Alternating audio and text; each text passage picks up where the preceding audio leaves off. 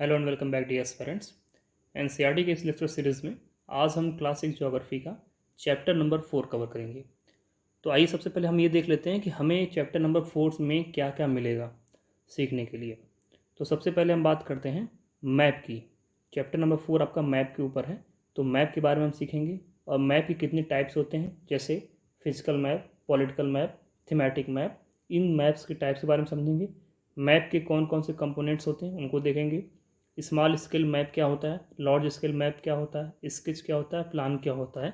इन सब चीज़ों को हम आज इस चैप्टर में कवर करने वाले हैं। ओके, तो आइए स्टार्ट करते हैं अपना चैप्टर।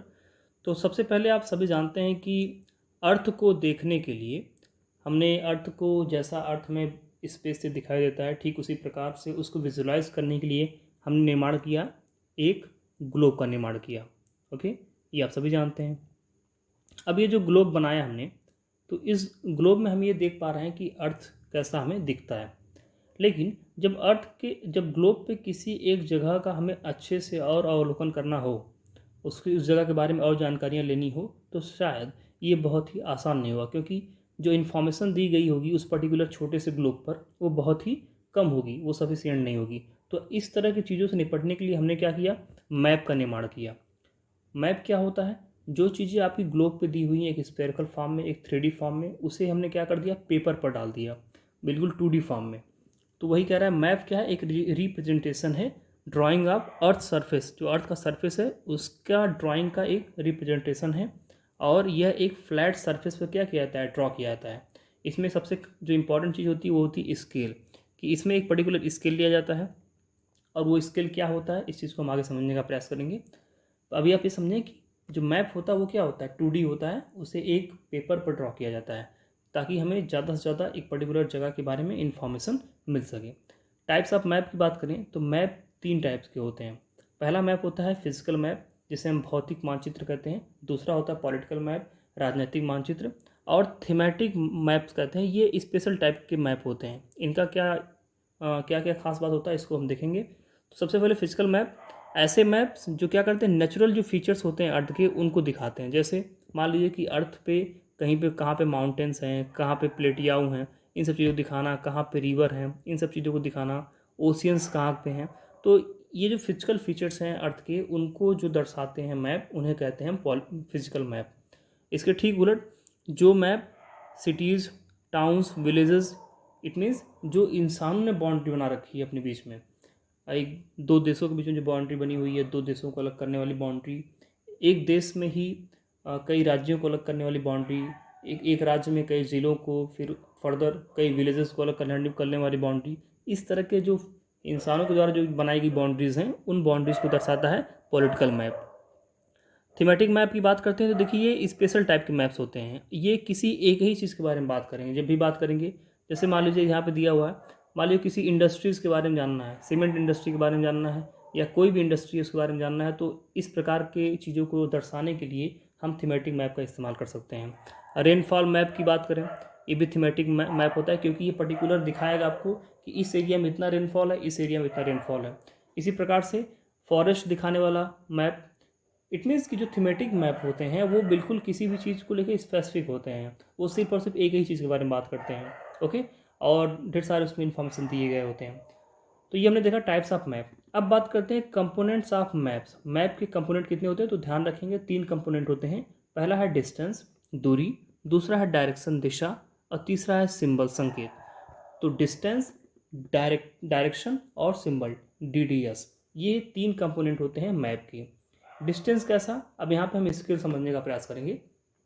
होता क्या है कि अब हमारा अर्थ तो बहुत बड़ा है, लेकिन अब उस बड़े से अर्थ को एक छोटे से पेपर पे आपके रूम में जो मानचित्र लगा होगा, कितना छोटा है वो, और उस पूरे मानचित्र में आप पूरे विश्व का नक्शा लेकर बैठे हुए हैं।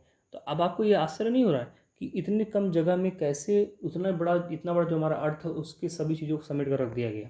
तो ये रखने का जो तरीका है वो स्केल के माध्यम से संभव हुआ है। अब स्केल क्या है इसको समझने का प्रयास करते हैं। देखिए स्केल क्या है, हम एक स्केल लेते हैं। स्केल मतलब एक मानक मानेंगे हम।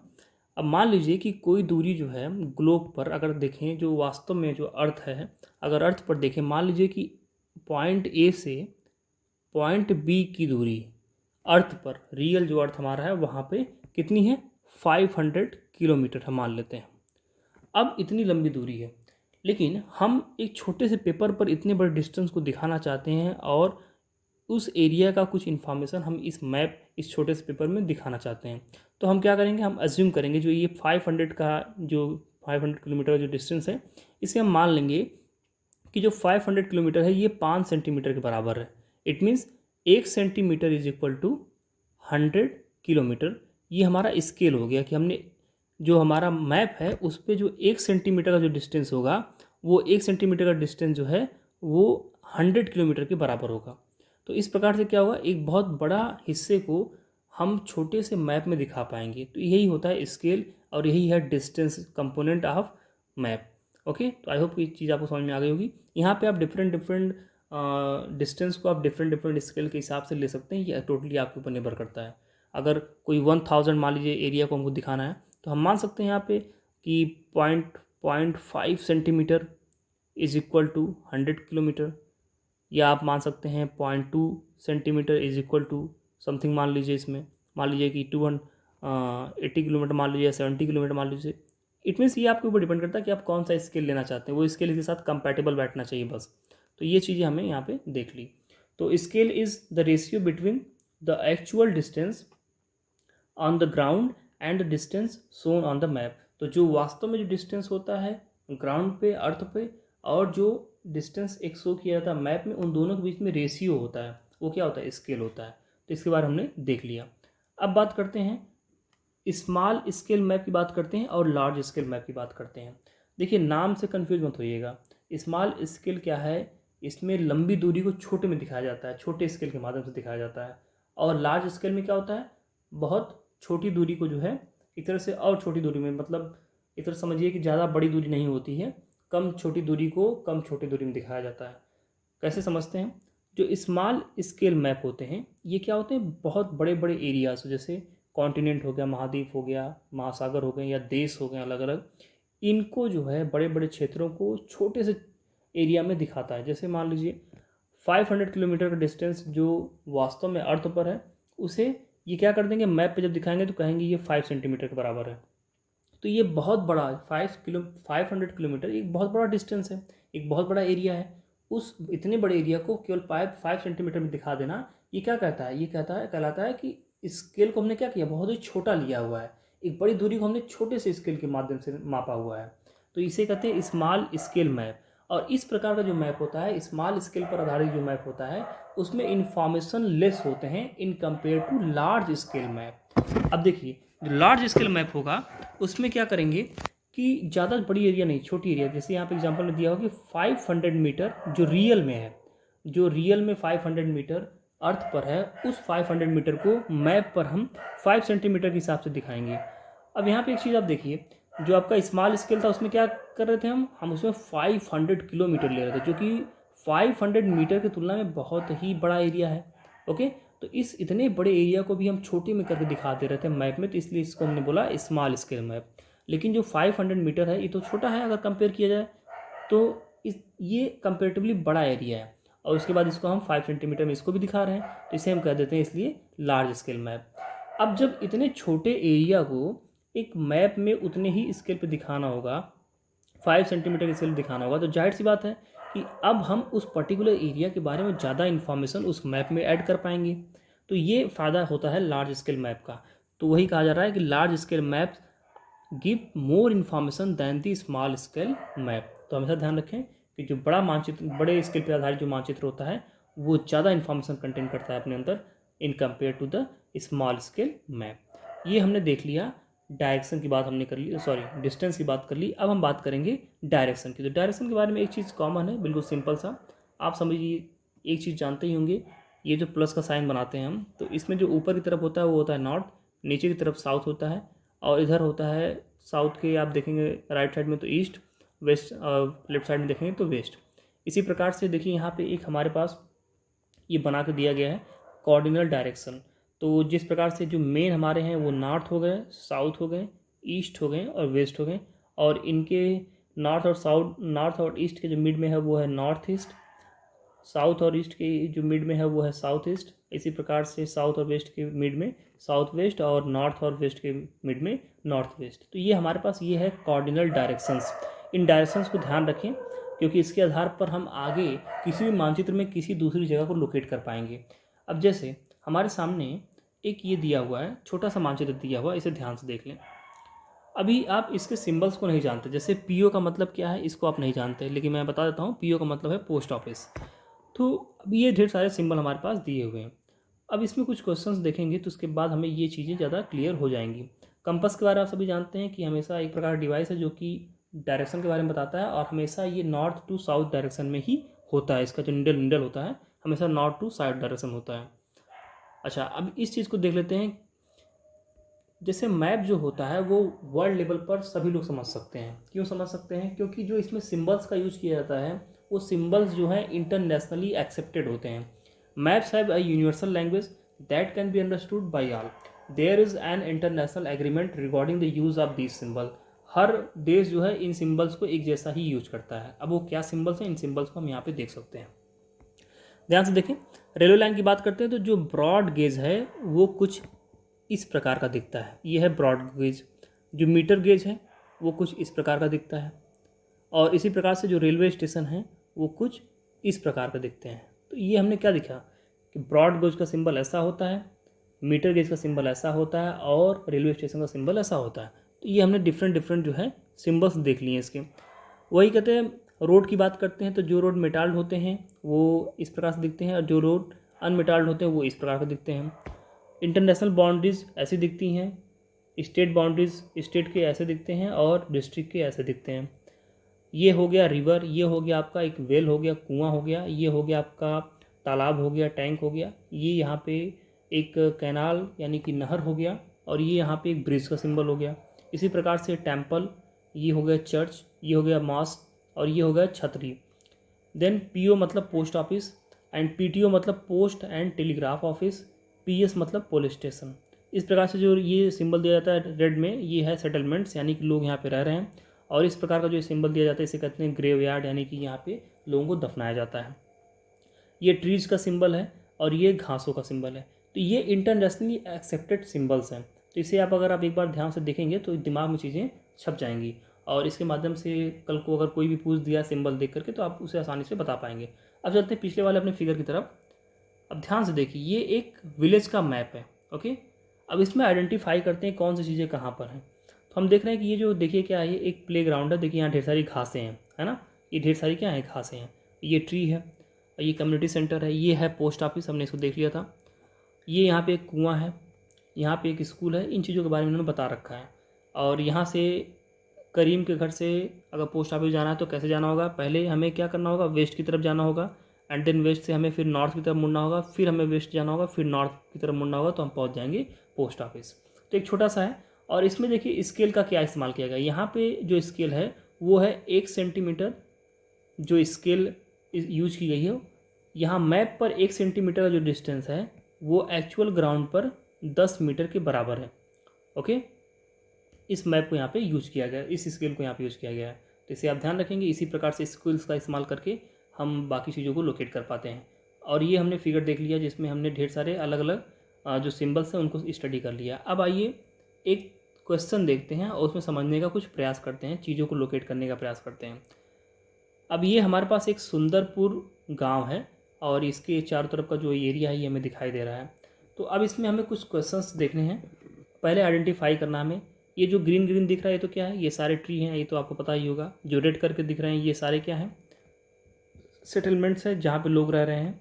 यहाँ पे हम देख पा रहे हैं कि एक ग्रेवयार्ड है एक, और यहाँ पे लोग जो हैं दफनाते हैं लोगों को। यहाँ आरएस का मतलब हो गया ये रेलवे स्टेशन। और ये जो मीटर लाइन है इसको क्या कहेंगे, आपसे मैं प्रश्न पूछूंगा, आप कमेंट बॉक्स में इसका आंसर दीजिए। सॉरी, इसको तो मैंने बता ही दिया कि मीटर लाइन है, ये मीटर लाइन है हम देख पा रहे हैं जैसे। और इसके बाद हम देख पा रहे हैं यहाँ पे, अब आपको बताना है कि ये जो रोड बना हुआ है ना, ये रोड क्या कहलाता है, इसको आपको कमेंट बॉक्स में बताना है। यहाँ पे आपका हो गया चर्च हो गया, और ये आपका हो गया टेम्पल, देन आपका हो गया छतरी हो गया। ये इस प्रकार से ये आपका ये आपका चर्च हो गया, इधर ये आपका मॉस्क था ना, ऊपर मॉस्क हो गया। ये आपका हो गया पुलिस स्टेशन, ये हो गया post and telegraph office PTO, ये यहाँ पे एक ब्रिज दिख रहा है हमें। इसी प्रकार से हमें यहाँ पे देखिए ये भी एक रोड है, कौन सा रोड है आपको बताना होगा यहाँ पे कमेंट बॉक्स में। तो दोनों एक ही प्रकार के रोड हैं, तो एक किसी को बता देंगे तो दोनों का आंसर सेम ही होगा। ये और यहाँ पे हमें रिवर दिखाई देता है। तो हमने एक सुंदरपुर गांव में उसका मैप देख कर हम बता दिए कि हाँ यहाँ पे ये चीज़ें हैं। तो जब हम रियल में वास्तव में गांव में जाएंगे तो हमें ये चीज़ें इसी जगह पर दिखाई देंगी। तो क्वेश्चन में क्या पूछा जा रहा है, in which direction is the river flowing. कह रहा है कि रिवर जो है किस डायरेक्शन में फ्लो कर रहा है। तो हमने डायरेक्शन का देखा था कि ये नॉर्थ है, ये साउथ है, ये ईस्ट है और ये है हो गया वेस्ट। रिवर किधर जा रहा है, तो रिवर जा रहा है कुछ इस तरह से। देखिए रिवर इधर जा रहा है, ये कौन सा डायरेक्शन हो गया, ये डायरेक्शन है साउथ वेस्ट। तो हमारा आंसर हो गया पहले का साउथ वेस्ट। देन पूछ रहा है what kind of road passes by the side of village Dumri. जो विलेज है इसके किनारे में कौन सा रोड जा रहा है, तो ये है आपका डुमरी विलेज, इसके साथ में ये रोड जा रहा है। अब आपको बताना है कि ये रोड कौन सा है, कमेंट बॉक्स में बताएं। Then next, on what type of railway line is Sundarpur situated. किस प्रकार की रेलवे लाइन पे सुंदरपुर है, तो हमने देख लिया, उसको ऑलरेडी डिस्कस कर लिया कि ये मीटर वाला लाइन है। Then on which side of the railway bridge is police station located. तो रेलवे ब्रिज के किस साइड में पुलिस स्टेशन लोकेटेड है, तो हमारे पास रेलवे ब्रिज रहा ये, और इसके हम देख रहे हैं इस डायरेक्शन में ये लोकेटेड है। यानी अगर हम इसे ड्रॉ करें तो ये हो गया नॉर्थ, साउथ, ईस्ट, वेस्ट। तो हमारा जो रेलवे ब्रिज है वो किस डायरेक्शन में है, वो इस डायरेक्शन में है, यानी कि साउथ ईस्ट डायरेक्शन में है। तो हमारा ये आंसर होगा साउथ ईस्ट डायरेक्शन में है। What is the next question, on which side of the railway line do the following like. छतरी किधर है, चर्च किधर पड़ेगा, पॉन्ड किधर पड़ेगा, मॉस्क किधर पड़ेगा, river, post office and telegraph, graveyard. यानी कि सारे के सारे जो हैं अगर देखा जाए तो जो रेलवे लाइन है उसके रिस्पेक्ट में किस डायरेक्शन में है। तो आइए बात करते हैं। ये हमारा हो गया, सॉरी, रेलवे लाइन कहाँ है हमारा, ये हो गया हमारा रेलवे लाइन। ओके, तो मान लेते हैं ये रेलवे लाइन है। अब अगर रेलवे लाइन के हम देखें तो नॉर्थ में पड़ेगा क्या आपका, मॉस्क पड़ेगा, मस्जिद पड़ेगा। Okay, and then post office, police station पड़ेगा साउथ में। ओके, ये पोस्ट एंड टेलीग्राफ ऑफिस पड़ेगा आपका साउथ वेस्ट में पड़ेगा। छतरी पड़ेगा साउथ में, टेम्पल पड़ेगा साउथ ईस्ट की तरफ पड़ेगा, पॉन्ड पड़ेगा देखा जाए अगर एक तरह से तो ईस्ट में पड़ेगा पॉन्ड। और क्या पूछा है इसमें, और हमने सारा कवर कर लिया। और ये देख लेते हैं चर्च जो है, चर्च भी पड़ेगा साउथ डायरेक्शन में। तो हमने इन सारी चीज़ों को देख लिया। अब आइए बात करते हैं, ग्रेवयार्ड को भी आप देख लेंगे साउथ ईस्ट डायरेक्शन में पड़ेगा। अब बात करते हैं स्केच। आपने स्केच के बारे में सुना होगा। तो स्केच क्या होता है, देखिए स्केच क्या होता है, एक प्रकार का आपके दिमाग में किसी भी जगह का जो एक मानचित्र होता है, जब आप उस मानचित्र को किसी भी एक पेपर पर ड्रॉ कर देते हैं बिना किसी स्केल का यूज किए हुए, तो उसे हम कहते हैं स्केच। सिंपल सा बात है। ओके, प्लान क्या होता है, प्लान होता है एक प्रकार का ड्राइंग होता है जो कि किसी एक छोटे से एरिया का क्या होता है, एक पर्टिकुलर छोटे से एरिया का पेपर पे क्या होता है, ड्राइंग होता है लार्ज स्केल पर। छोटा एरिया रहेगा तो जाहिर सी बात है लार्ज स्केल पर उसकी ड्राइंग होगी, जिसके माध्यम से क्या होता है ढेर सारे इन्फॉर्मेशन हम उस मैप से गैदर कर पाएंगे उस पर्टिकुलर छोटे से जगह के बारे में। ओके, और अगर यही स्मॉल स्केल पे रहता तो इन्फॉर्मेशन कम मिलती लेकिन एरिया हम ज़्यादा कवर करते हैं, ये डिफरेंस रहता है। तो ये हमने देख लिया स्केच के बारे में भी और प्लान के बारे में। तो ये हमारा इस प्रकार से आज का चैप्टर कंप्लीट होता है। इसके बाद हम इसका क्वेश्चन आंसर वाला पार्ट करेंगे, जिसमें हम ये सारे जो एक्सरसाइज में जो क्वेश्चन दिए हैं इन क्वेश्चन को कवर करने का प्रयास करेंगे। तो डियर स्टूडेंट, ये रहा आपका आज का वीडियो। आई होप को आपको वीडियो पसंद आया होगा। इसके बाद मिलते हैं अपने अगले वीडियो में, तब तक के लिए नमस्कार।